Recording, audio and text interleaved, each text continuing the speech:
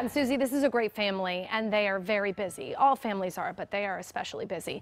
Now, they say they couldn't have possibly committed the offense because they were thousands of miles away.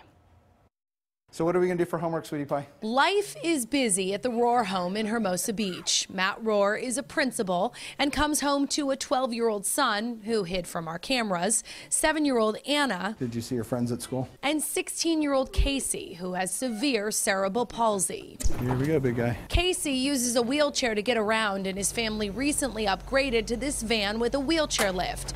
They say they only use it for in-city driving. So you can imagine their surprise when they got this in the mail, a ticket from New York for a toll lane violation. Have you been to New York in your van? No, I have not been to New York in my van. I haven't been to New York since probably 1982.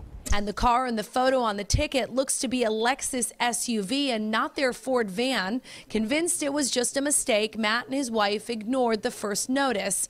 But then another notice came with the fine increased. When we got the second notice, we tried to call and we tried to let them know that, we haven't been to New York, we're not going to New York. But Matt says he could never get a person on the phone when he called the 800 number listed on the ticket. You keep pressing buttons and you wait and you wait and you wait, and we work. During this time, Casey was hospitalized, so the Rohrs admit they forgot about the ticket.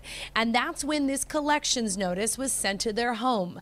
That $8 ticket was now up to $108. Now it's more of, it's a problem rather than just a nuisance or something that we can kind of push off and see what's going to happen.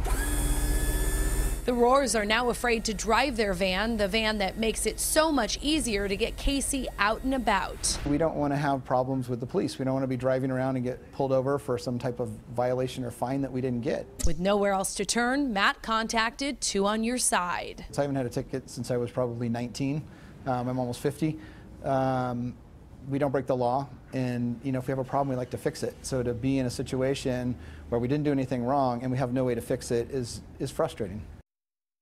Now, we were able to get through to the agency that issued that ticket, and that's the New York MTA. They investigated for us and confirmed that the license plate was put into the system incorrectly. A D was changed to an O. Now, that ticket has been wiped, and it will be released from collections, so they can finally throw that file away and move on. But what a pain. The hardest part with these tickets, and we've had it here in LA too, where it's been a case of a mistaken identity, you can't get anybody on the phone. Right. You have two choices, go to court or pay it. And that's the tough part. And then they had to call New York. Exactly. They did many times, but he's a principal, so he's got to get to work. He can't sit on the phone all day. Yeah. All right. Thank you, Kristine. Thank you.